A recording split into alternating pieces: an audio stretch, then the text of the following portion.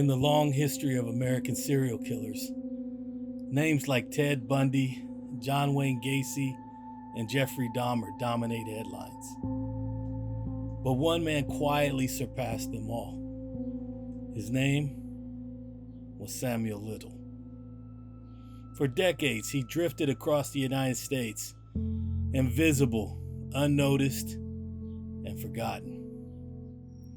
And when investigators finally uncovered the truth, they realized he may have murdered more people than any serial killer in American history. Not 5, not 10, not even 20, but over 90 victims. And for nearly 40 years, nobody connected the dots.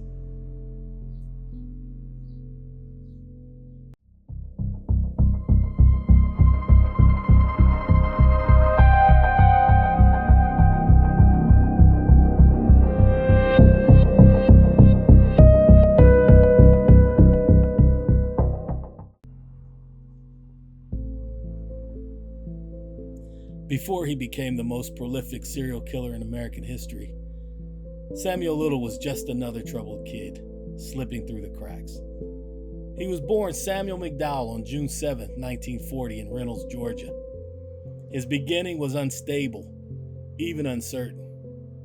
Little later claimed his mother was a teenage sex worker who had abandoned him shortly after birth.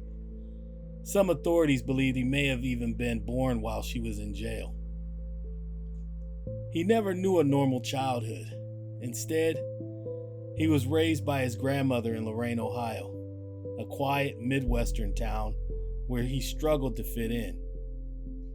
School didn't last long. He fell behind academically. He fought with the kids, and then he drifted.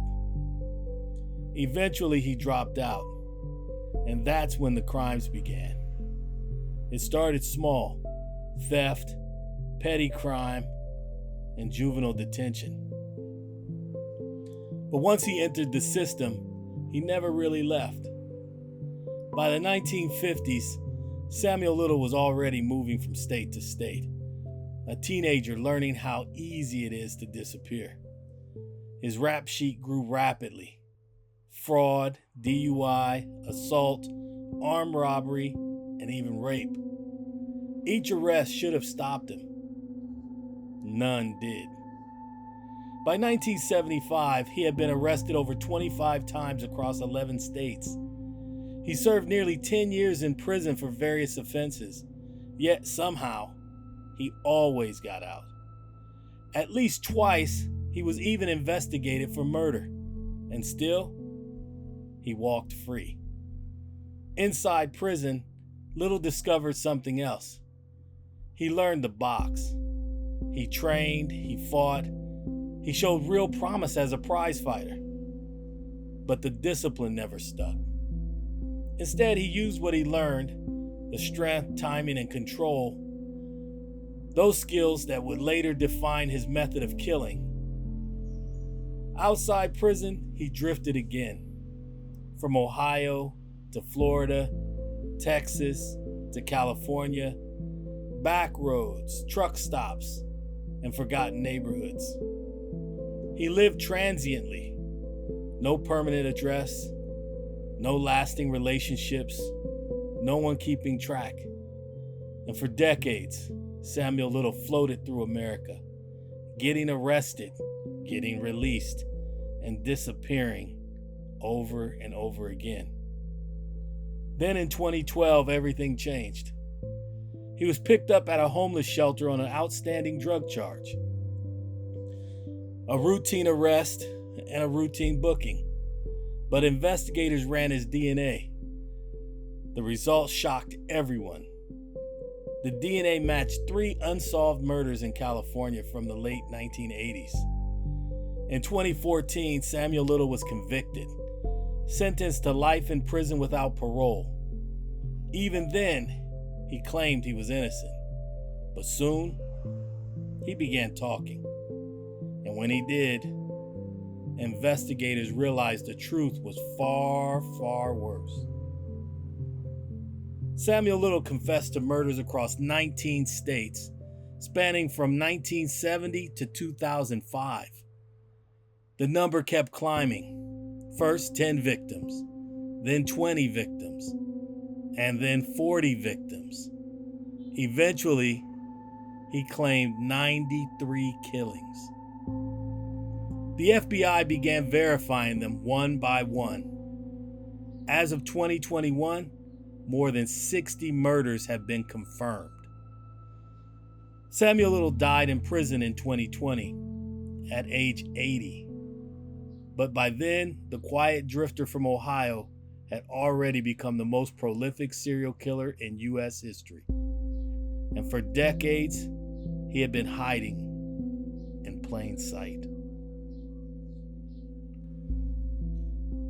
For decades, women disappeared. Some were found in alleys, some near highways, some dumped in fields. Others were never found at all. Most had something in common. They were vulnerable. They lived on the margins. Many struggled with addiction. Some were sex workers. Some had no one actively searching for them. Samuel Little understood this. He chose victims he believed no one would miss. And his method made detection even harder. Little, a trained boxer, didn't use weapons. No gunshots, no stab wounds, no loud struggle. He used his hands. He would knock victims unconscious first, then strangle them. Quick, controlled, silent. Sometimes there were barely any signs of violence. No defensive wounds, no blood, no witnesses. Many deaths were ruled accidental. Drug overdoses, natural causes, unexplained collapses. And so, the killings continued. Year after year, state after state, decade after decade. Samuel Little didn't stay in one place. He drifted. California, Florida, Tennessee, South Carolina, Arkansas, and Texas. Truck stops, motels, shelters, street corners. He blended into transient communities. And he left bodies behind him. Between 1970 and 2005, he claimed he strangled 93 victims across the United States. But at the time, each murder looked isolated. Each victim disconnected. Each case forgotten. There was no pattern because no one knew the same man was responsible. And then, in 2012, he was arrested. Not for murder, not for violence, a drug charge. Routine booking, routine processing, but investigators ran his DNA, and everything changed. The results came back, a match, then another, then a third. 3 unsolved murders from the late 1980s. Suddenly, the drifter, he wasn't invisible anymore.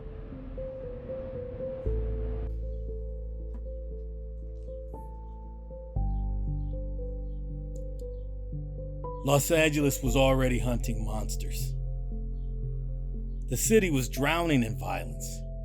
Bodies appeared in alleys, vacant lots, dumpsters, abandoned buildings. Women were disappearing and not always being reported. Detectives believed they were chasing multiple killers, and they were right.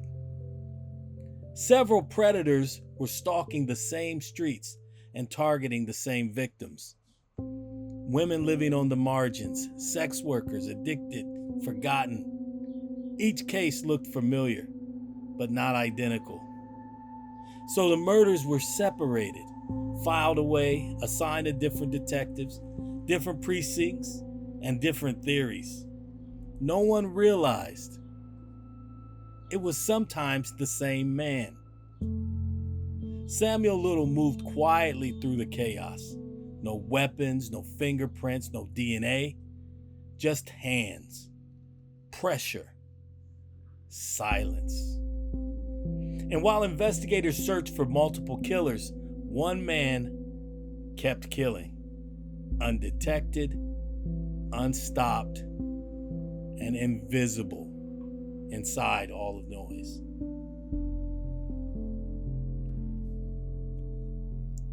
In 2018, something changed. Texas Ranger James Holland sat down with Samuel Little. It started with one case. Then Little started talking, and he didn't stop. He described women, the locations, cars, motels, and highways. Then he began drawing them. Portrait after portrait. Women investigators had never seen victims long forgotten. The drawings were detailed, specific, disturbingly calm. The number kept growing. 10 victims, 20 victims, 40 victims, then 93.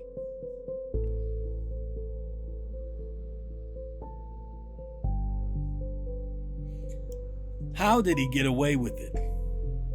For decades, the answer was chilling.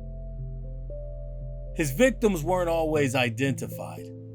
Their disappearances weren't always reported. Their deaths weren't always investigated. And Little kept moving, state to state, city to city. No shared intelligence, no clear pattern. Each death treated separately until investigators began connecting them. And suddenly, the isolated deaths weren't isolated anymore.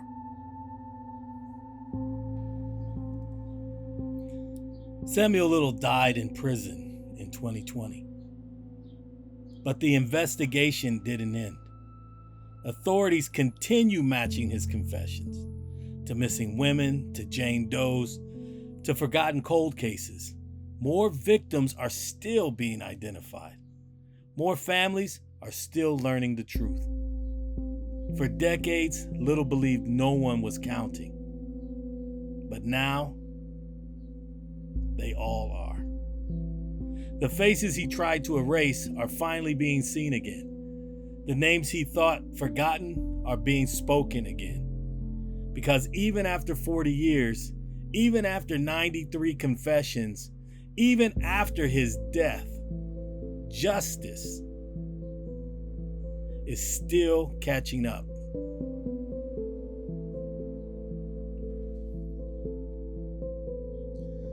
Samuel Little was able to stay in the shadows for over 40 years. He thought no one was watching. No one was counting. But now, we are.